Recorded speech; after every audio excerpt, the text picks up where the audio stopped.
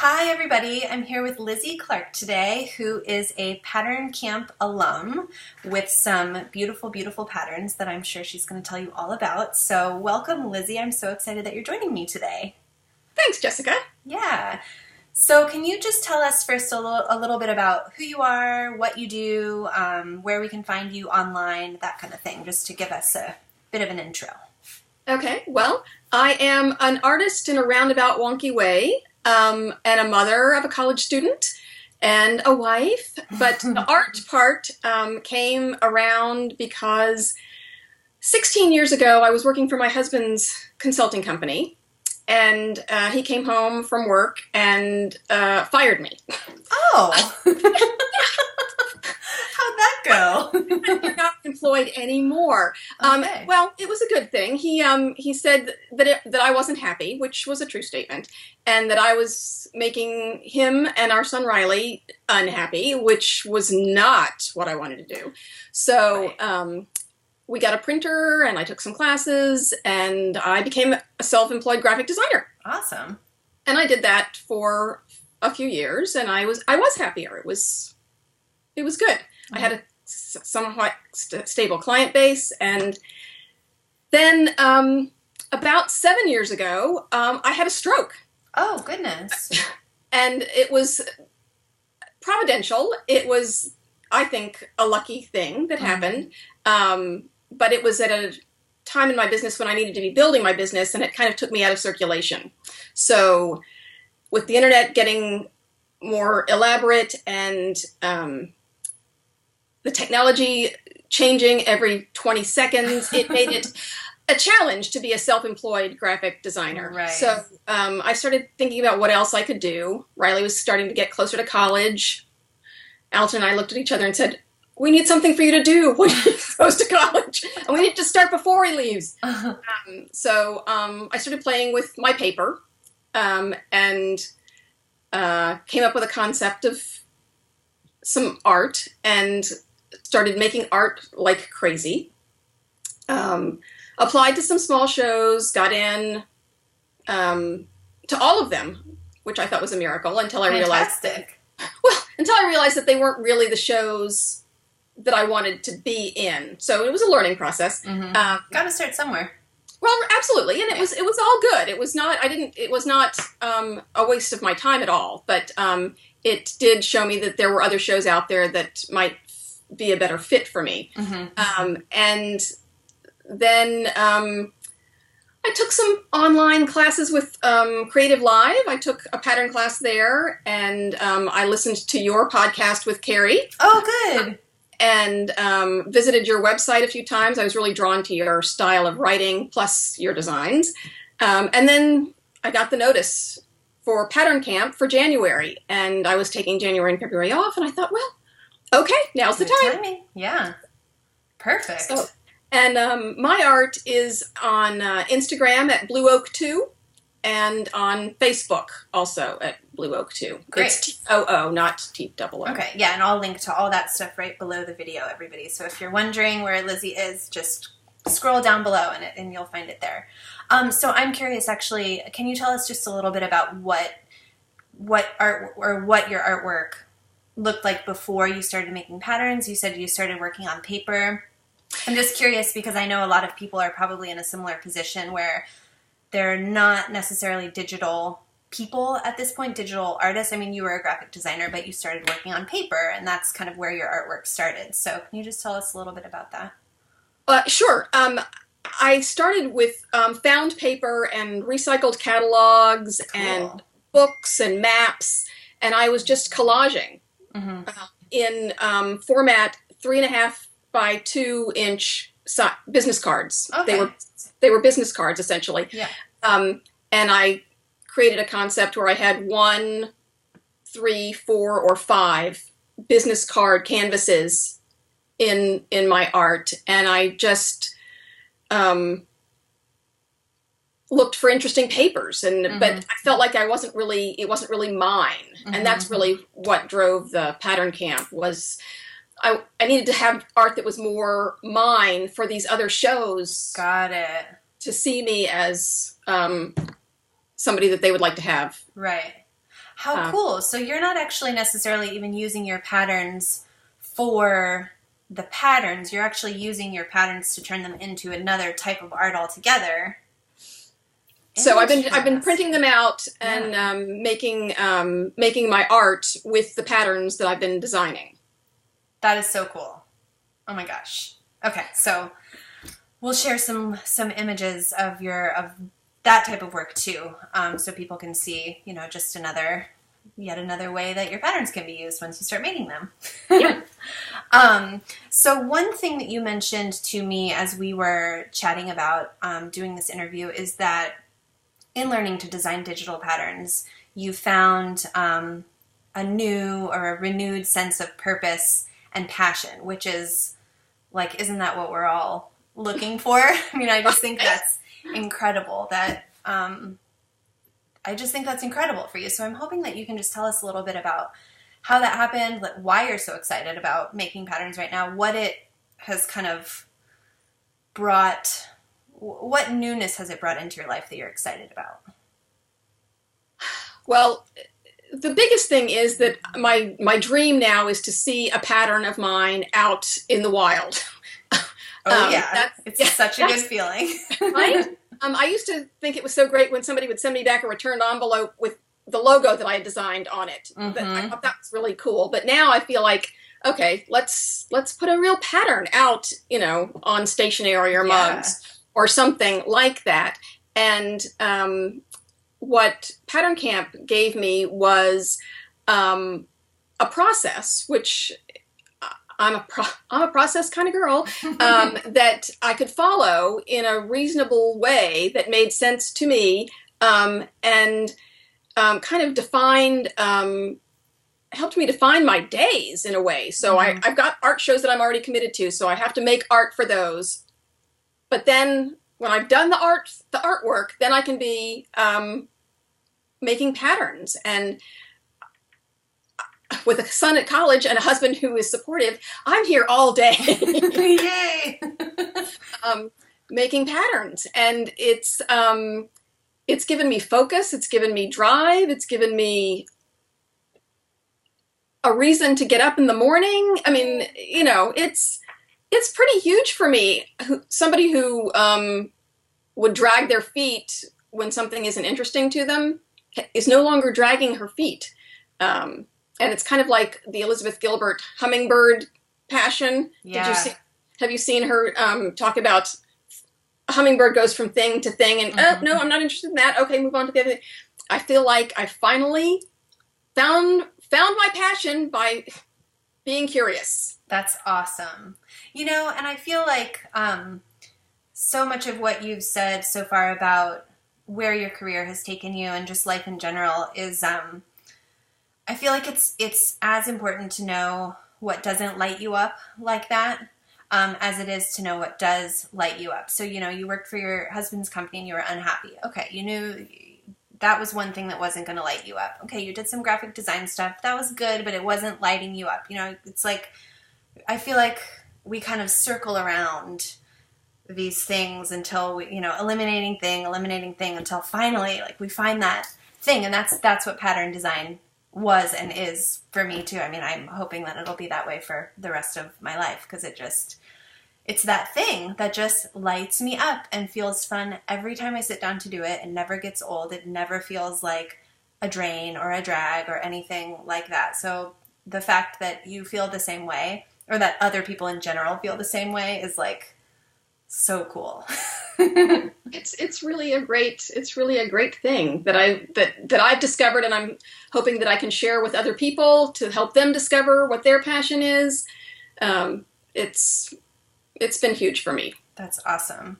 So before you signed up for the course, I'm curious if you had any sort of expectations about what it was going to be like, or did you have anything that surprised you that you discovered about yourself or anything like that through the course, or just about the course in general? Just curious.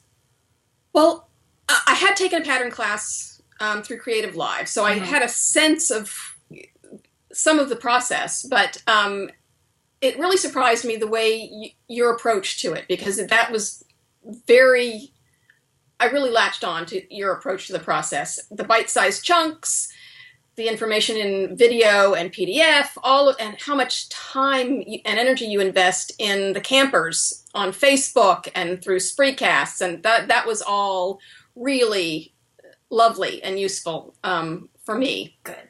Personally. And I really loved seeing how people were really going for it. You know, that even if they didn't have any experience with Illustrator or Photoshop, they were going for it and putting it out there. And I thought, oh, of course, why wouldn't you go for it and put it out there? Because if you don't even try, you're of course not going to succeed. Right. And it was, I don't know what the right word is. It was inspiring to me to see all the levels of expertise and familiarity with the software coming out, and everybody being so supportive of everybody else. Yeah, I feel like that's one thing that just personally has surprised me a lot in creating and teaching and facilitating Pattern Camp is, I created the Facebook group, which I thought would be really fun for people to connect and share their work. And I thought, it would be a fun kind of little bonus. But man, it has just turned into an essential part of the course with this community that has gathered that I just couldn't have even imagined. Like, it's just such a joy to go into that group every day and see people pumping each other up and commenting on each other's designs and not copying one another or feeling inferior, but just being on their own creative journey and posting where they are and what they're making. Like, it's just endlessly inspiring for me. So it's really nice to hear that has been useful and inspiring on the other side of it also. Yeah, so cool. Wow, it's like getting me a little bit choked up all of a sudden. Oh, okay. So did you have a favorite part of the weekend or the month after, or the couple months after? Well, what have your favorite things been? My favorite thing, I think, was really something that happened after camp was over, which I was kind of let down a little bit when the last video. Yeah. I've heard that so many times. Like, no, it's over. Oh, bummer. Now what do I do? But that's kind of where the Facebook page saved me a little bit, because we had that first challenge, and I am not, sketching is not my strong suit. And so the first challenge came out, and it was camping, and I am also not a camper. So you were like, boo, this sucks. So I sketched some little sketches, and I thought, okay, well, we'll see what other people post, and I can live vicariously through their experiences. But then the second challenge came out, and it was, I can't even remember what it was, but it was something that I felt more equipped, more connected with. Right. Yeah. And so I sketched some sketches and did some patterns and posted them, and other people were posting them, and I thought, oh, we can have this feeling all the time. Yes, that was my grand master plan. It doesn't have to really be over. Nope. It can keep going. Never. It doesn't ever have to be over. Right. So I thought, okay, she's one smart cookie, because this is great. So that's really, I think, what my favorite part was. It was what happened after that, and the jump, trust, repeat. That was, I completely absorbed. Oh, good. Completely absorbed that, and really appreciated all of the resources that you offered in that, and the way that you were so open and forthcoming about your personal journey. That was awesome. So, oh, good. Well, thank you. That is that's really great to hear, because I feel like that's sort of the attitude that I would, or not the attitude, but just the overarching attitude that I would like to foster in the group in Pattern Camp is just, yeah, everyone being really open and honest and sharing where we all are, what we're struggling with, our successes. I really love seeing all of that going on in the group. So I'm glad to know that by my doing that, that helps other people do that. That's great. So for anybody who might be thinking about taking Pattern Camp and are scared for whatever reason, maybe they've never used Illustrator or Photoshop before, maybe they've seen the blog post roundups from the weekly challenges that we've been doing and see all of the amazing patterns that people are making and think, oh my God, I don't know how to draw. I'll never be able to do that. Any number of mean things that we all say to ourselves 1 million times a day, maybe. I don't know if everyone is like me, but that's kind of how my brain works a lot of the time. Do you have any words of wisdom or just words of kindness to share with anybody who might be wanting to sign up but thinking, oh, I can't, I'm not good enough? Well, I will offer some words from Liz Gilbert and Brene Brown, whom I love. I was listening to Liz Gilbert's Big Magic podcast. Mm-hmm. Which I still haven't listened to. Oh my gosh, I need to write it down. Yeah, it's worth it. If you just listen to the last one, mm-hmm. which is Brene Brown, that'll be worth it. That'll be enough. Yeah. Well, I mean, it's all good. I mean, she counsels people through the course of the podcasts with issues that they're struggling with for their creative process. Mm-hmm. But the interview with Brene Brown at the end is really, I've been listening to that almost daily, kind of like the Art of Success tapes that you get links to. It's like, okay, if I'm having a bad day, I just need to. I know. It's like such a relief when you remember, oh, I have these resources that I can make myself feel better. Okay, good. If you spend a lot of time in your basement alone, it's really nice to have that. Yes. Brene, Liz Gilbert was talking with Brene Brown and said that Liz, was told by one of her therapists that the thing that you're afraid of has already happened. So that just gave me goosebumps. Yeah. So that if you're afraid that you're not good enough, somebody's probably already told you that, and it might even be yourself. But it's already happened. So what else? You can't. That's the worst thing that can happen. So let's move on. So let it go and drop it. Let it go. That is just blowing my mind a little bit right now. I have to be honest. I'm like thinking about all of these things, right, and tracing them back to exactly when it happened. And you're right. She's right. Wow. Yeah. So that really resonated with me. And also, Brene said that anyone she's ever interviewed, including herself, has always failed 1 or 5 times. And instead of what would you do if you knew you could not fail, how about what's worth doing even if I fail? Will you say that one more time? I just want to make sure that everyone really hears that, including myself. What's worth doing even if I fail? What's worth doing even if I fail? That is a big question and really cuts out all the baloney. I was going to use a different word and baloney came out at the last minute. Well, Liz Gilbert says on this podcast, these are adults having adult conversations, so adult language might happen. Okay, good. Well, I was going to say bullshit is what I was going to say. I said baloney instead. But you're right. We are all adults here. Oh my gosh, that's so good. Okay, so if you're afraid that you're not going to be good enough in Pattern Camp, that's just related to something that you told yourself or that some unkind word that somebody said to you at some point in the past, and you get to choose if you're going to move forward in a different way.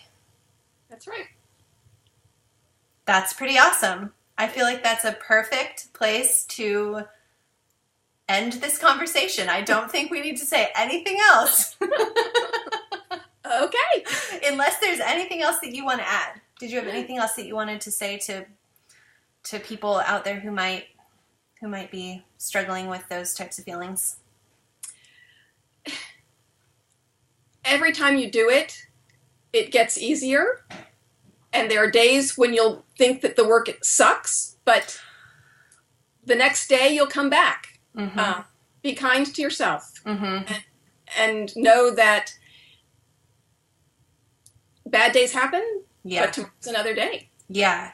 You know, I feel like that's a really important point too, because the work is going to suck sometimes for everyone, for you, for me, for, you know, somebody who's been an artist for 60 years. Like, it's just part of the process. I had a painting professor in college who used to tell me, you have to make the bad work in order to get to the good work. Like, you have to push through. You have to have faith that this is all just part of your learning process, and then it's not wrong or bad. It just is. It's part of it, and you have to get through it in order to find those gems that are waiting to come out. But they just might have some muck on top of them that needs to come off first. I agree. Yeah. Awesome. Well, thank you so much. This is going to be such a valuable piece of conversation for people to listen to. I know it. Just even whether it gets somebody to sign up or not, I feel like, oh my gosh, I feel like I could just talk about this kind of stuff all day because, you know, I've got so many of those terrible voices that are chattering and nattering at me constantly all day long, that every reminder that I can get for myself that it doesn't have to be that way is really useful. So I have a feeling, I suspect that there are others out there who feel the same, who this is going to be really a breath of fresh air for. So thank you for that. Well, I appreciate the opportunity. Yeah. Oh, good. And I'll see you in the Facebook group. Okay.